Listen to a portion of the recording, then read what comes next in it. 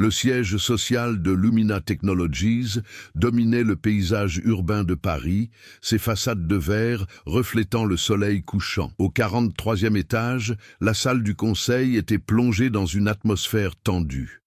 Élise Beaumont, PDG depuis seulement 6 mois, présidait une réunion cruciale concernant l'avenir de l'entreprise. Les résultats du 3e trimestre montrent clairement que notre stratégie d'expansion en Asie doit être revue, déclara-t-elle d'une voix ferme, son regard balayant les 12 membres du conseil d'administration. Charles Mercier, le directeur financier, s'apprêtait à présenter les projections financières lorsque la porte s'ouvrit brusquement. Une petite silhouette apparut dans l'encadrement, provoquant un silence immédiat. C'était Manon, la fille du nouveau concierge, Monsieur Dubois. Âgée d'environ 7 ans, elle portait une robe bleue et tenait quelque chose dans sa main. Ses grands yeux noirs parcoururent la salle avant de se fixer sur Élise. « Mon père a fait tomber ça », annonça-t-elle d'une voix claire, s'avançant sans hésitation vers la table de réunion. Élise, surprise mais amusée par cette interruption inattendue, sourit à la fillette. « Qu'est-ce que c'est, ma petite ?» Manon tendit la main et déposa un petit objet métallique sur la table. Le sourire d'Élise se figea instantanément. C'était une clé USB, mais pas n'importe laquelle. Élise reconnut immédiatement le logo discret gravé sur le côté, celui du projet Orphée, un développement top secret que seules 5 personnes dans toute l'entreprise connaissaient. Comment cette clé s'était-elle retrouvée entre les mains du concierge? « Où l'as-tu trouvée ?» demanda Élise, s'efforçant de maintenir un ton calme malgré l'alarme qui résonnait dans son esprit. « Papa l'a trouvée en nettoyant le bureau de M. Verneuil hier soir, » répondit innocemment Manon. François Verneuil, directeur de la recherche et développement, blêmit visiblement à l'autre bout de la table. Élise nota sa réaction avec une inquiétude grandissante. « Merci Manon. Tu peux dire à ton papa que c'est très important et que je le remercie de l'avoir renvoyé. » La fillette sourit, fit une petite révérence maladroite qui aurait été charmante dans d'autres circonstances, puis quitta la pièce. Dès que la porte se referma, Élise saisit la clé USB et la glissa dans sa poche. « Nous reprendrons cette discussion plus tard », annonça-t-elle au conseil. « Je dois m'occuper d'une affaire urgente. Veuillez m'excuser. » Dans son bureau, seule, Élise inséra la clé dans son ordinateur sécurisé. Ce qu'elle découvrit confirma ses pires craintes. Les fichiers avaient été consultés récemment et certains semblaient avoir été copiés. Le projet Orphée, leur intelligence artificielle révolutionnaire capable d'anticiper les crises financières mondiales, représentait des milliards d'euros en potentiel commercial, mais aussi un risque considérable si l'algorithme tombait entre de mauvaises mains. Un coup discret à la porte interrompit ses réflexions. C'était Sophie Lemaire, sa directrice de la sécurité. « Vous m'avez fait appeler, madame ? Sophie, nous avons une situation critique. Je veux que vous vérifiez tous les mouvements de François Verneuil ces 3 derniers mois. Accès aux serveurs, communication, voyage, tout.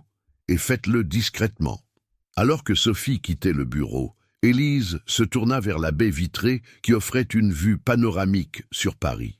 Une trahison au sein de son équipe de direction était le dernier problème dont elle avait besoin, alors que l'entreprise traversait déjà une période difficile. La nuit tombait sur la ville lumière, mais pour Élise Beaumont, les ténèbres ne faisaient que commencer. Le lendemain matin, Élise arriva au bureau avant l'aube, les cernes témoignant d'une nuit sans sommeil. Dans son esprit, les pièces d'un puzzle inquiétant commençaient à s'assembler. Sophie l'attendait déjà, un dossier à la main. « J'ai les informations que vous avez demandées », dit-elle en refermant soigneusement la porte. Le rapport était accablant. François Verneuil avait rencontré 3 fois en 2 mois des représentants de Nextech, leur principal concurrent. Des appels téléphoniques passés depuis des cabines publiques, des retraits d'espèces inexpliqués et surtout des accès nocturnes aux serveurs contenant les données du projet Orphée. « Il nous trahit », murmura Élise, le cœur serré. François était plus qu'un collègue. Il avait été son mentor lorsqu'elle avait débuté chez Lumina Technologies 15 ans plus tôt. « Que voulez-vous faire ?» demanda Sophie. « Rien pour l'instant. Continuez à le surveiller, mais ne laissez rien paraître. J'ai besoin de comprendre pourquoi il fait ça. » En sortant de son bureau, Élise croisa M. Dubois, le concierge, qui nettoyait les vitres du couloir. Un homme d'une 50aine d'années, aux traits fatigués, mais au regard vif. « Bonjour, monsieur Dubois. Votre fille est charmante. » L'homme sourit avec fierté. « Merci, madame. Je suis désolé pour l'interruption d'hier. Elle m'accompagne parfois quand sa mère travaille tard. » « Ce n'est pas grave. Au contraire, elle m'a rendu un grand service. À propos, comment avez-vous obtenu ce poste? Je ne me souviens pas d'avoir signé votre embauche. » Une ombre passa sur le visage du concierge. « C'est monsieur Verneuil qui m'a recommandé. Nous nous connaissons de longue date. » Cette information fit sonner une nouvelle alarme dans l'esprit d'Élise. « Je vois. Eh bien, bonne journée, monsieur Dubois. » Dans l'ascenseur qui la menait à la salle de réunion, Élise sentit son téléphone vibrer. Un message de Sophie. « Verneuil vient d'annuler tous ses rendez-vous de la journée. Il quitte le bâtiment. » La réunion du conseil se déroula dans une ambiance étrange. L'absence de François était remarquée, mais Élise maintint une façade de calme professionnel. Seul Charles Mercier semblait particulièrement nerveux, vérifiant constamment son téléphone sous la table. À la pause déjeuner, alors qu'elle retournait vers son bureau, Élise aperçut une petite silhouette familière dans le couloir. Manon était assise sur un banc près de la fontaine à eau, dessinant avec application dans un carnet. « Bonjour Manon. Tu dessines quoi de beau ?» demanda Élise, en s'approchant. La fillette leva les yeux et sourit. « Je dessine les gens qui travaillent avec vous. »« Regardez, c'est monsieur Verneuil qui parle avec papa dans la cave. » Élise examina le dessin.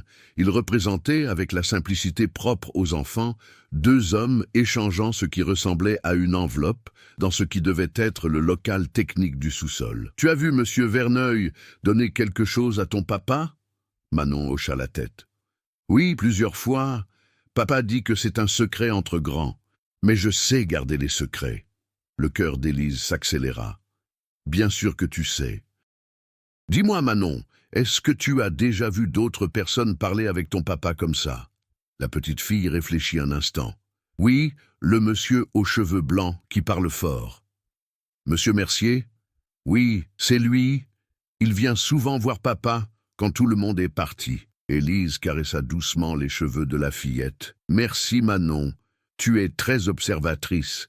C'est un talent précieux, tu sais. » En retournant vers son bureau, Élise appela Sophie. « J'ai besoin que vous vérifiiez les allées et venues de Charles Mercier après les heures de bureau et tout lien possible avec Dubois ou Verneuil. » Ce soir-là, après le départ de tous les employés, Élise resta dans son bureau, les lumières éteintes. À 22 heures précises, comme l'avaient révélé les enregistrements des badges d'accès, Charles Mercier revint au bureau. De sa position, Élise le vit se diriger vers les ascenseurs, puis descendre au sous-sol. Silencieusement, elle le suivit. Le sous-sol de Lumina Technologies était un labyrinthe de couloirs faiblement éclairés, abritant les salles de serveurs et divers locaux techniques. Élise suivait Charles Mercier à distance, son cœur battant à tout rompre dans sa poitrine. Le directeur financier s'arrêta devant une porte marquée « Local électrique, accès restreint ». Après avoir vérifié que personne ne l'observait, il tapa un code sur le clavier numérique et entra. Élise attendit quelques secondes avant de s'approcher. La porte n'était pas complètement fermée. À l'intérieur, elle pouvait entendre des voix. « Tout est prêt !» C'était la voix de Charles. « Presque. J'ai copié la plupart des fichiers, mais il me manque encore les dernières modifications d'Élise. » Cette fois, c'était Dubois, mais son accent avait changé. Il ne s'exprimait plus comme un simple concierge. Nextech devient impatient. Ils nous ont déjà versé la moitié de la somme. Si nous ne livrons pas l'intégralité du projet Orphée d'ici la fin de la semaine, l'accord tombe à l'eau. Je sais, mais Élise a renforcé la sécurité depuis l'incident avec la clé USB. Je n'ai plus accès à son bureau. Cette maudite gamine, s'exclama Charles. Si elle n'avait pas rapporté cette clé, nous aurions déjà terminé. Ne parle pas de ma fille comme ça, répliqua Dubois d'un ton glacial. Elle n'y est pour rien. Et puis, Elle nous est utile. Personne ne se méfie d'une enfant. Élise sentit son sang se glacer. Ils utilisaient Manon dans leur complot. « Où est Verneuil ?» demanda Charles. Il a pris peur après l'histoire de la clé. Il est parti pour Genève ce matin. Il dit qu'il ne reviendra pas avant que tout soit terminé. Quel lâche! C'est lui qui nous a entraînés là-dedans. Et maintenant, il nous laisse prendre tous les risques. Peu importe, nous n'avons pas besoin de lui pour finir le travail. J'ai un plan pour accéder au dernier fichier d'Élise. Élise en avait assez entendu. Elle s'éloigna silencieusement et remonta à son bureau. Là, elle appela immédiatement Sophie. « J'ai besoin que vous veniez tout de suite, avec 2 agents de sécurité de confiance. Charles Mercier et Dubois conspirent pour voler le projet Orphée. » 30 minutes plus tard, Charles et Dubois étaient escortés hors du bâtiment par les agents de sécurité, sous le regard stupéfait des quelques employés travaillant encore à cette heure tardive. Dans son bureau, Élise faisait face à un nouveau dilemme. Que faire de Manon? La fillette attendait dans une salle de repos, sous la surveillance bienveillante d'une assistante. Elle ignorait tout de la situation. Comment lui dire que son père va être arrêté pour espionnage industriel? Murmura Élise pour elle-même. Sophie, qui se tenait près de la porte, s'éclaircit la gorge. « Il y a autre chose que vous devriez savoir, madame. Nous avons vérifié l'identité de Dubois. Ce n'est pas un simple concierge. » D'après nos recherches préliminaires, il s'agirait d'Antoine Lefebvre, un expert en cybersécurité qui a travaillé pour les services de renseignement français avant de disparaître des radars il y a 3 ans. Et la petite, est-elle vraiment sa fille? Oui, selon les documents que nous avons trouvés. Sa mère est décédée il y a 2 ans. Il semble que Lefebvre ait accepté cette mission pour Nextech, en partie pour l'argent nécessaire à soigner Manon. Elle souffre d'une maladie cardiaque rare qui nécessite une opération coûteuse aux États-Unis. Cette révélation ébranla Élise. Elle s'approcha de la fenêtre, observant les lumières de Paris qui scintillaient dans la nuit.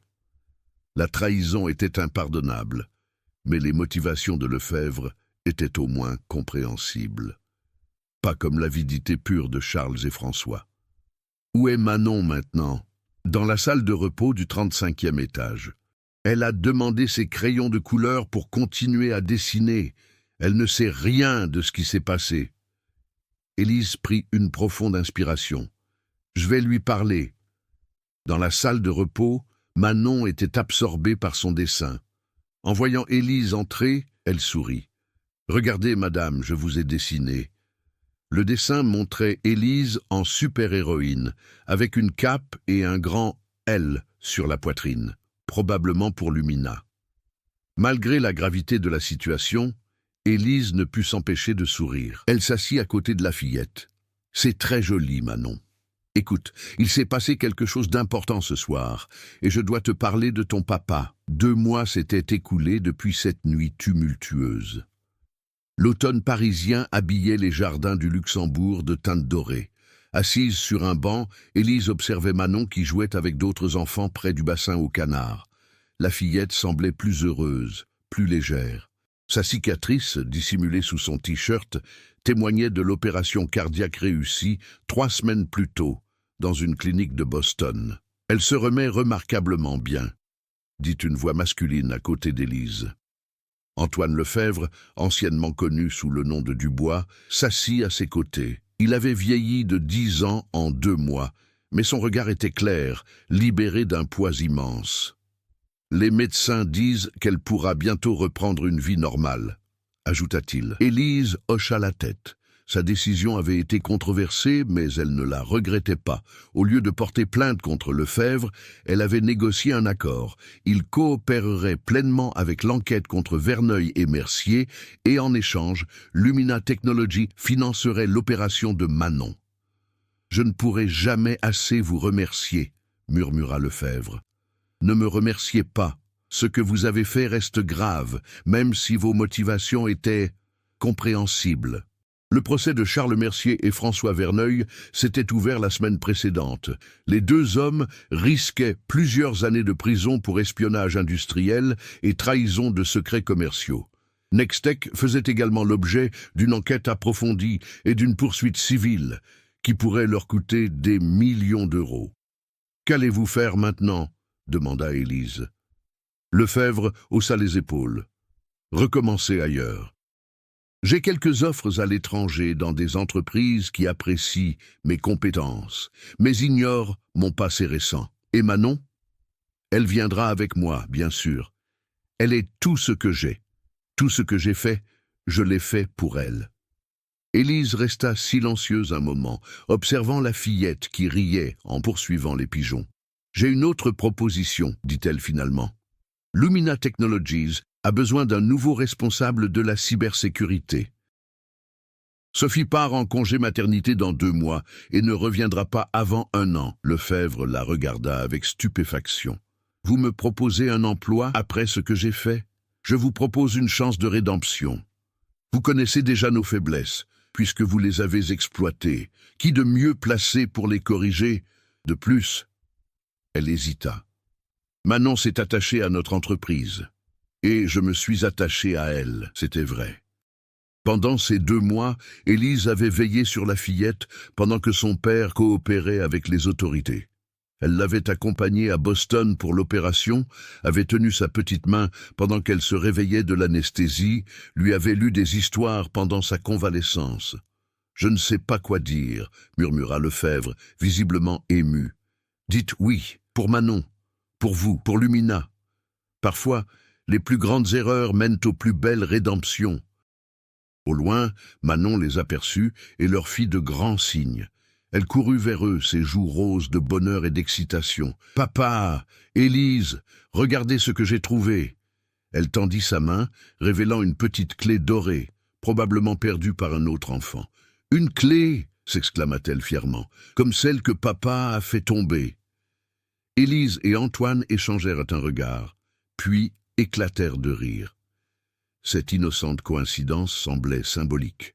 « Qu'est-ce qu'il y a de drôle ?» demanda Manon perplexe. Élise se pencha vers elle. « Rien, ma chérie, c'est juste que parfois, les petites choses comme une clé peuvent ouvrir de très grandes portes. »« Comme la porte d'une nouvelle maison ?» demanda la fillette avec espoir. « Papa m'a dit qu'on allait peut-être déménager. »« Comme la porte d'une nouvelle vie », répondit Antoine en prenant sa fille dans ses bras. « Et je crois que nous allons rester à Paris après tout. » Le soleil commençait à descendre sur la ville, baignant le jardin d'une lumière dorée. Alors qu'ils marchaient tous les 3 vers la sortie, Manon entre eux 2, tenant leurs mains, Élise réalisa que cette étrange aventure, commencée par une intrusion inattendue dans une salle de conseil, avait peut-être été la meilleure chose qui pouvait arriver à Lumina Technologies, et à elle-même. Car au-delà des secrets d'entreprise et des trahisons, c'était une leçon d'humanité qu'elle avait reçue. Une leçon sur la complexité des motivations humaines, sur le pardon et sur la force rédemptrice de la compassion. « Mon père a fait tomber ça », avait dit Manon en entrant dans cette salle. Sans le savoir, la petite fille avait fait tomber bien plus qu'une simple clé USB. Elle avait fait tomber les masques, révélé les traîtres, mais aussi ouvert la voie à une histoire de rédemption. Et tandis qu'il franchissait les grilles du jardin du Luxembourg, Élise se dit que parfois les plus grandes révélations viennent des sources les plus inattendues, comme une petite fille innocente qui, sans le savoir, change le cours des choses simplement en rapportant ce que son père a fait tomber.